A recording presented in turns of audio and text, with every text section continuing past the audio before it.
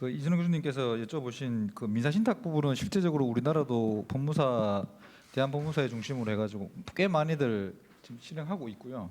실제 가족신탁의 그 첫 출발이 사실 민사신탁에서 출발한 거라고 보시면 되는데 개념 혼선 때문에 제가 이제 가족신탁을 별도로 분리해서 좀 설명을 드렸고 가족신탁이 내포한 유의점이라고 하면 사실 수탁자가 제대로 이행할 것이냐의 문제가 제일 중요할 것 같습니다.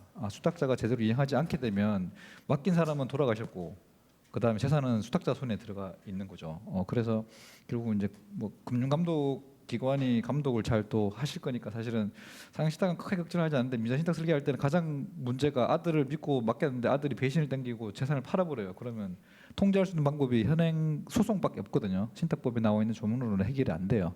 그래서 저희가 이제 그 신탁 관리인이라든지 기타 트러스트 프로텍터 이런 개념을 넣어가지고 좀 조정을 하고 있는 그런 구조이고요. 그다음에 이제 공익신탁이 왜 활성화 안 되느냐?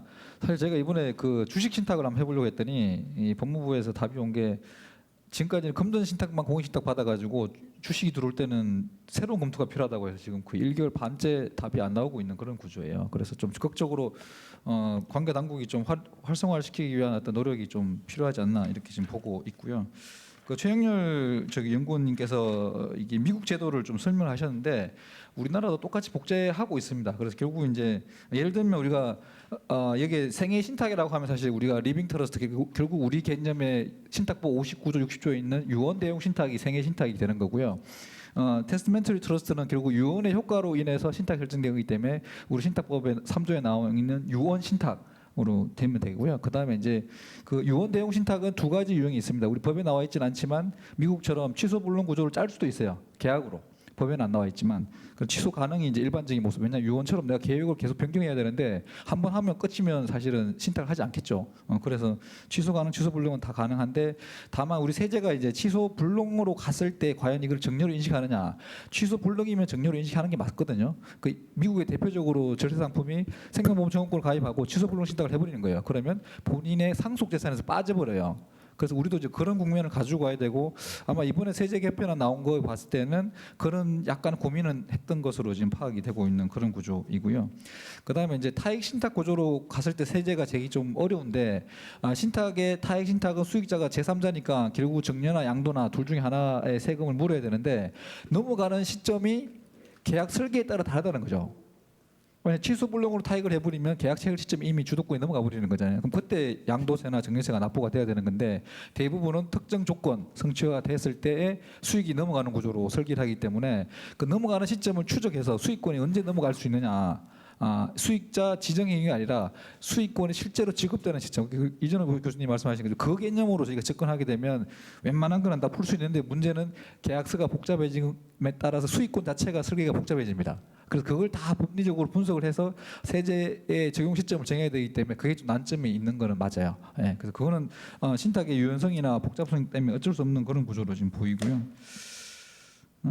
그다음에 그 영구 구속 금지의 원칙은 우리 신탁법에는 도입을 안 했습니다. 이게 사실 우리 그 도입 안 한 취지는 이제 영국은 사실 소유권이 영속적이지 않았어요. 그 이스테이트라는 개념이 라이프 이스테이트도 있고 해서 하여튼 그거 좀 되게 복잡한데 우리는 소유권 자체가 영속적으로 가문대대로 넘어가는 구조의 법리를 취하고 있기 때문에 영구 불확정 금지 원칙을 적용하지 않은 게 명확하게 입법자의 의도로 나와 있습니다. 그래서 그걸 반대로 해서 그걸 그대로 적용시키면 우리는 가문의 자산 관리를 신탁 방식으로도 활용 가능하다. 그렇게 이해를 하시면 될 것 같고요. 기초생활 지원은 아까 박성 교수님께서 말씀하신 걸 가늠을 하고요. 그다음에 재량 신탁. 그리고 저희가 이제 장애인 신탁이나 친매 이후에 신탁 설계를 할 때 수익권을 확정시키기가 되게 어려운 거죠. 수익자는 지정할 수 있는데 이 수익권을 어떻게 지급할 거냐. 이게 되게 어렵습니다. 그래서 사실은 장애인 신탁이나 복지 신탁 유형으로 갔을 때에는 수탁자가 일정 부분의 재량을 가지고 있는 신탁. 이게 사실 필요해요.